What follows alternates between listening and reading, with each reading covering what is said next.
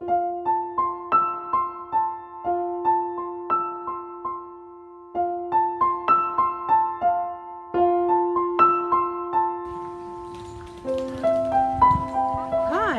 Today I'm in this stunning location of Monkton Deverill.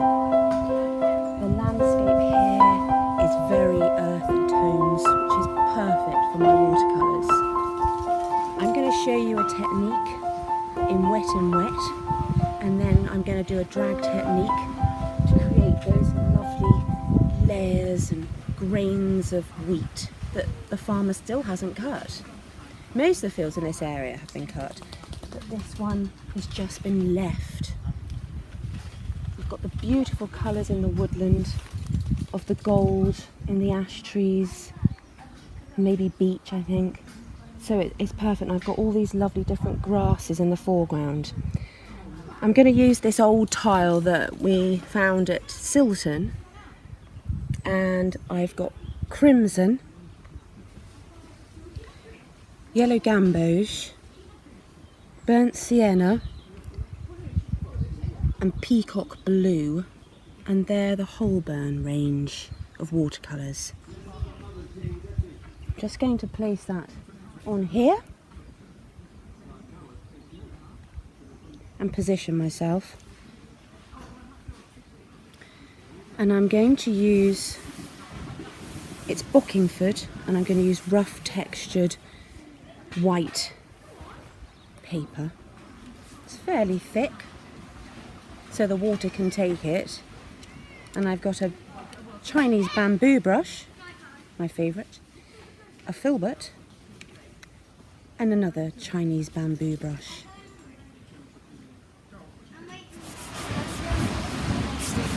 So again, I'm going to wet the paper and paint loosely and freely, starting with gamboge. I pick up the gamboge with my brush, it's as simple as that. Slightly mix it on the tile and then just sort of skim. And then I tip the paper. So how I tip that paper, that's very important. Try not to worry too much about hairs. You can't help that with these brushes, the hairs always fall out. Okay. Then what I'm going to do next, I'm going to take my burnt sienna and mix that slightly into the gamboge. Okay, so we've got some of these textures.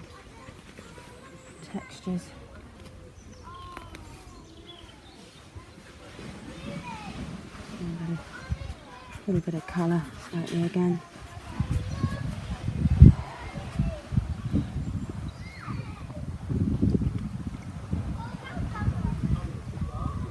The most important thing is to use lots of water, and then you have to control your pad in one hand. This is a great way of working freestyle.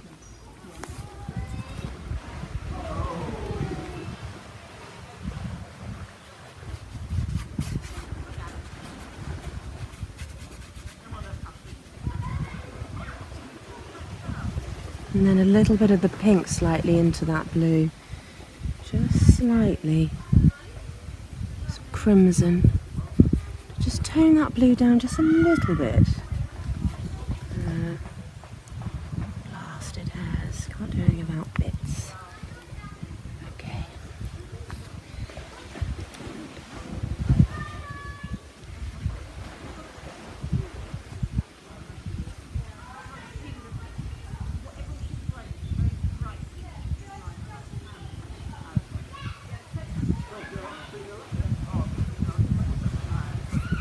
I'm going to try and get the shades of the oat.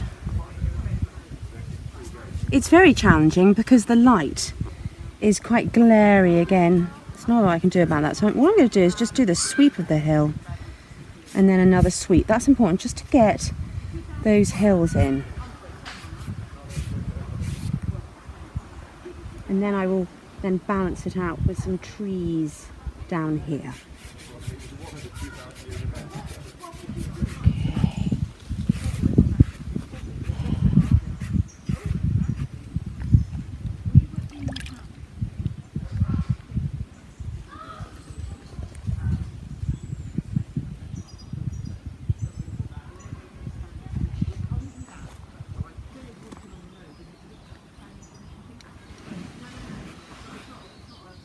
I apologise if we have some noise behind us, but at the moment I'm painting in front of this amazing landscape, but we have a family enjoying their bank holiday Sunday with 3 dogs, and they're having fun in the ford. So you can hear all the water and the splashing and the talking.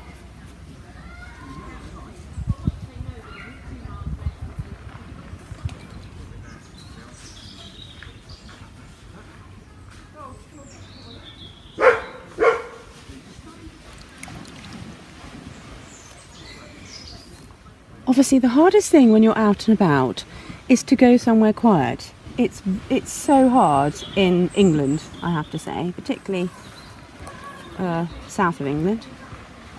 We've been very up against it, finding tranquil places. So we just have to focus, try not to... Oh wow, just seen a massive dragonfly. Wow, beautiful sight. That's because we're near the water element here as well.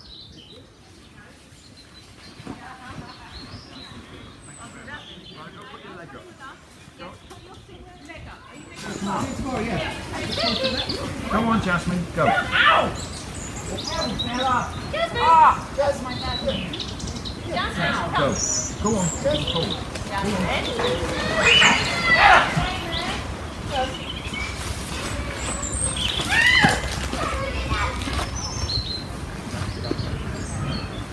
So I'm starting now to use my Chinese bamboo brush, this one, because the hairs on it separate, which is perfect for doing grasses and crops.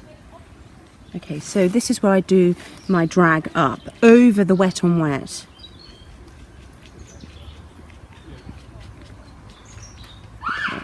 I'm just rubbing it as well. You can rub and you can create different texture, and I'm just going to slightly wet another area. It's as simple as that, really. It's keeping it simple and not getting too fiddly. Hints of the wheat and the grass is coming up at the bottom. And then I'm going to just go back to this and slightly bring that out again.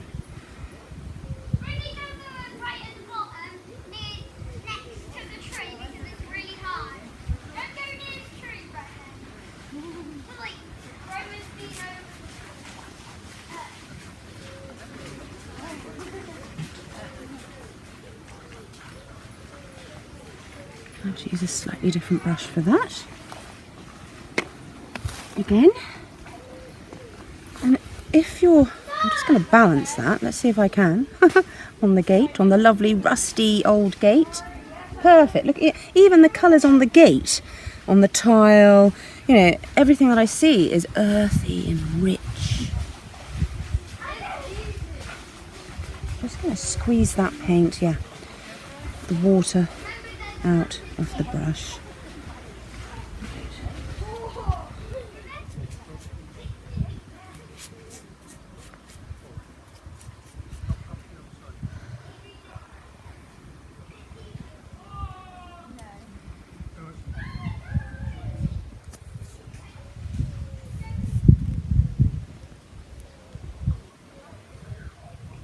Just soften that back in. I'm going to show you something now. So if you get quite a harsh line, or you want to just soften it back in, I'm just going to show you with my filbert now. I just slightly wet the filbert brush. Actually, that's quite good. I can just sort of flick some of the paint off on there. Okay, and I'm just going to soften. Can you see that? Just slightly, just soften it. And then just go across. Look at this. Okay. So you can just slightly soften that line, that harshness of the line. You see how it just makes such a difference? And then underneath, just going to slightly just do that, just to slightly pull it together. I might just get a little bit of that, actually.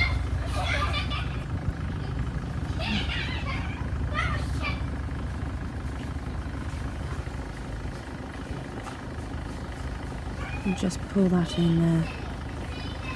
And then I'm going to soften underneath as well. I'm going to just slightly soften underneath. Right. Hello. Yeah, don't drink that. Hello. Yeah. Oh, the dogs are going in the Ford. Oh, lovely, isn't it? So again, I've just softened underneath there as well. That's a big tip in watercolour for blending. The filbert is brilliant for that. I wouldn't know what to do if I didn't have a filbert. It's done so many tricks, and also it gets rid of blemishes and just lifts things out of the page. You know, little speckles and things. I'm just going to go back over the trees along there.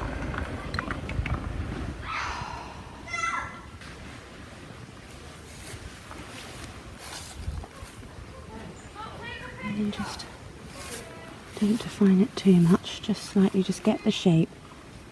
And again, just scrub it on, scrub, yeah? You've just got a hint of it.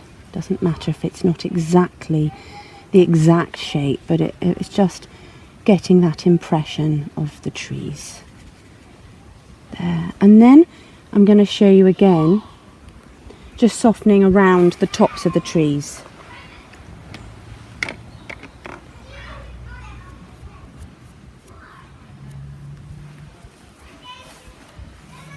In fact, what I might do, I'm just going to turn it upside down. Sometimes I do this. And what I do is I run my filbert all along the top. Can you see that? Can you see it? Can you see how that disappears, the sharpness? So it blends back in.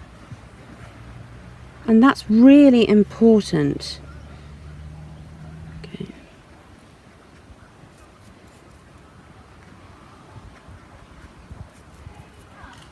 So you get a natural, so it feels like it's really going into the other pigments.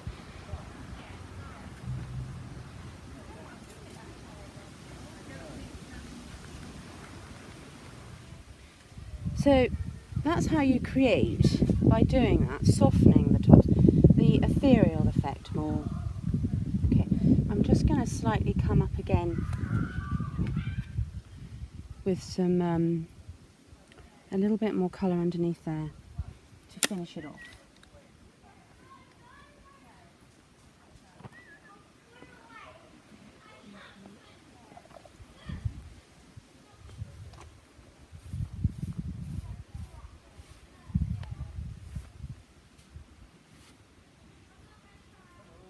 And another thing, don't worry about mixing into the same colours, because that's how you get the richness of the colours.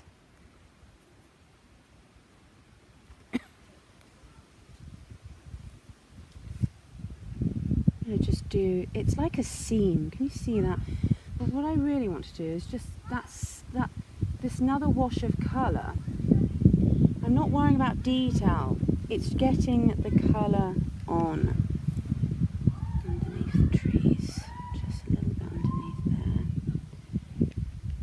There. And then I'm just going to soften.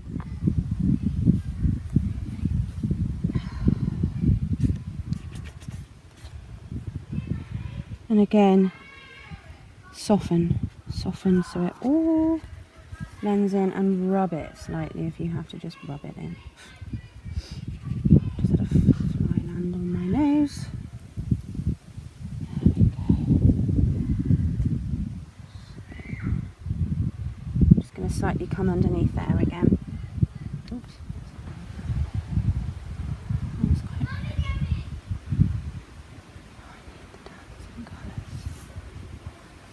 Now obviously it's really hard today because for me to see the colours in this light, it's quite hard, but as long as I just get an idea, that's the main thing.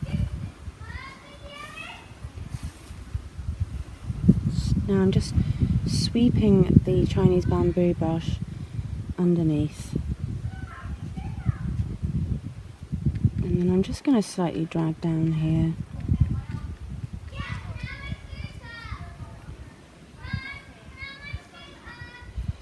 Still focusing on this area, so I'm brushing up, brushing down. And you can sweep across slightly as well. So you get different sections and you still see the original layers of colour peeking through. I don't want it too perfect.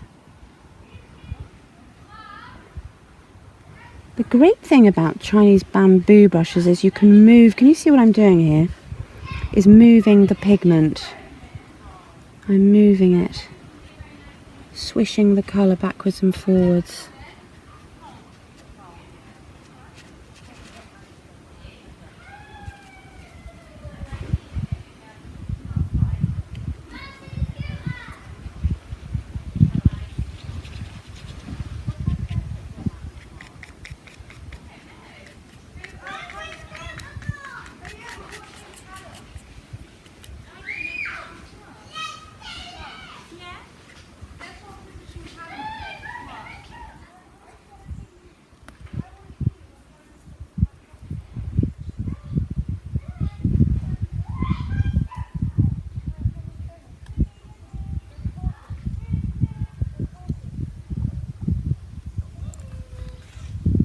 Oh dear.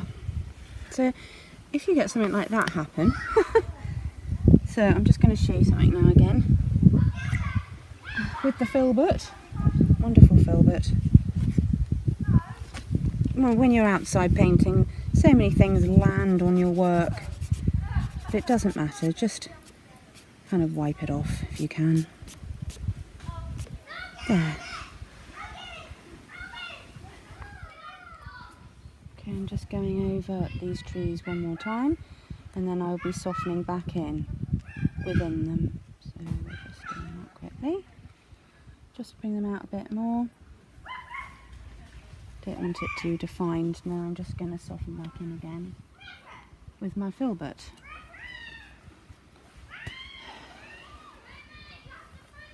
I excuse the noise, like I said earlier.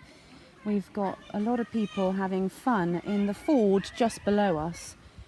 They've all come up from the village and they're taking their dogs for a paddle and the kids at the same time, because the weather is amazing today. I don't blame them. Okay, there we go. So I've just slightly softened it in, as you can see. Just bring that bit there. There we go. And there you go. Whoops. The wind's picked up. Okay, we just slightly soften that in there. Hi. I have now completed my sketch watercolour. I did a small study today because there's nowhere to sit down. I had to stand up and hold my pad. And this is the perfect size if you want to sketch or paint outside. You can, do this standing up. It's not too heavy either. You want a very light, rough textured watercolour pad for wet and wet.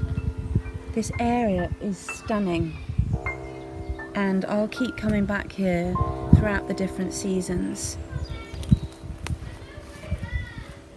Bye for now.